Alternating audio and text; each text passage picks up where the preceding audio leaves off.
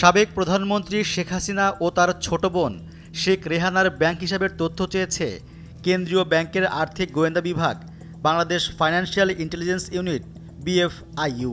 সেই সঙ্গে শেখ মুজিবুর রহমান মেমোরিয়াল ট্রাস্টের ব্যাংক হিসাবেরও তথ্য চাওয়া হয়েছে।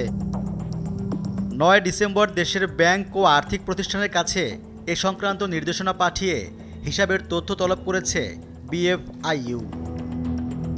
জানা গেছে, শেখ হাসিনা ও শেখ রেহানা কোনো ধরনের আর্থিক অপরাধের সঙ্গে যুক্ত ছিলেন কিনা বা কারা এসব ট্রাস্টে টাকা দিয়েছেন এবং এই ট্রাস্টের টাকা কি কাজে ব্যবহার করা হয়েছে তা খতিয়ে দেখতে তাদের ব্যাংক হিসাব তলব করা হয়েছে।